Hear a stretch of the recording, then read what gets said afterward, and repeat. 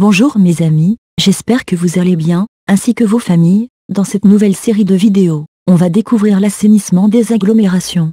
Tout d'abord, c'est quoi l'assainissement?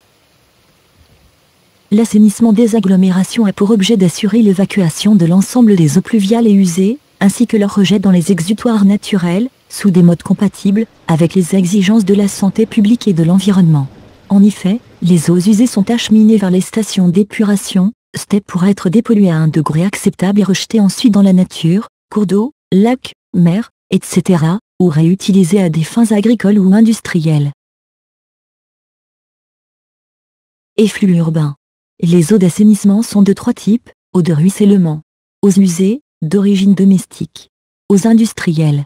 Ces eaux peuvent être séparées ou mélangées, ce qui fait apparaître la notion de l'effluent urbain constitué par des eaux usées, d'origine domestique, plus ou moins polluées par des eaux industrielles et plus ou moins diluées par des eaux de ruissellement. Les caractéristiques de chacune de ces trois catégories sont: les eaux de ruissellement. Les eaux de ruissellement comprennent les eaux de la pluie, les eaux de lavage et les eaux de drainage.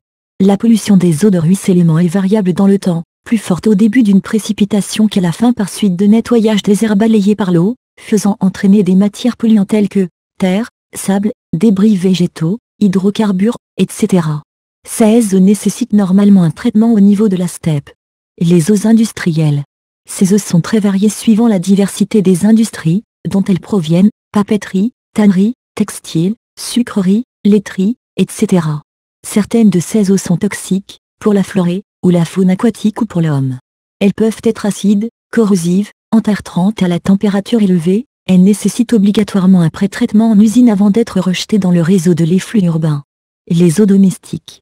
Les eaux usées d'origine domestique comprennent les eaux ménagères, eau de cuisine, de lessive, de toilette. Les eaux vannes, en provenance des WC, matières fécales et urines.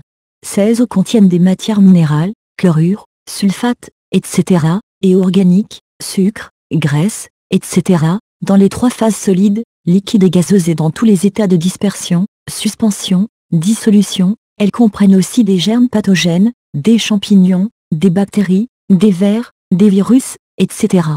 Si l'agglomération est équipée par un réseau d'AP dans un sens amont, aval, elle est aussi dotée d'un réseau d'assainissement, généralement ramifié, dans l'autre sens amont, aval, et comprenant des ouvrages de collecte des eaux émanant des habitations, des usines et des chaussées, des conduites souterraines, des caniveaux, et autres appareillages assurant l'acheminement des eaux vers la STEP et vers le milieu naturel.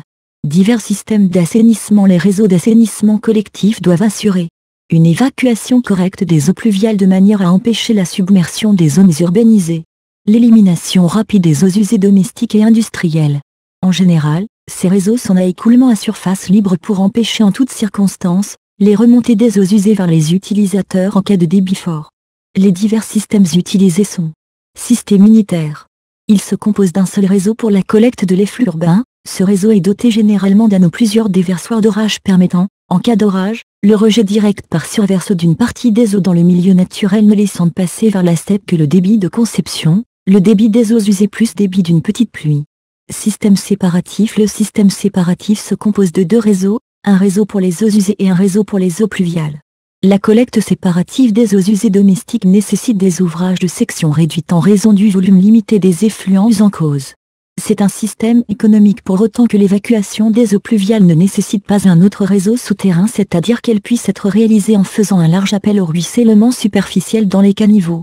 Le recours à un assainissement séparatif peut être avantageux, en particulier pour l'équipement de quartiers résidentiels réalisé progressivement, si le réseau unitaire existant à l'aval est sur le point d'être saturé, ou se trouve saturé.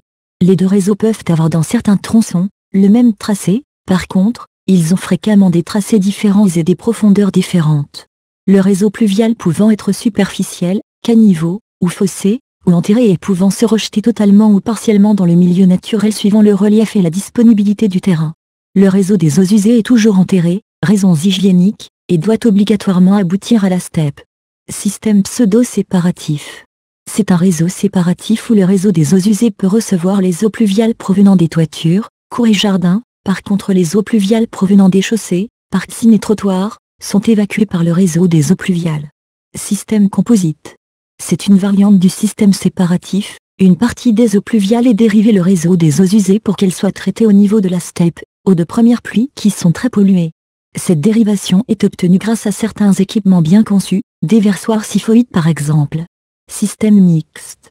C'est un réseau constitué selon les zones, en partie en système unitaire et en partie en système séparatif. La partie des eaux pluviales est rejetée directement dans la nature.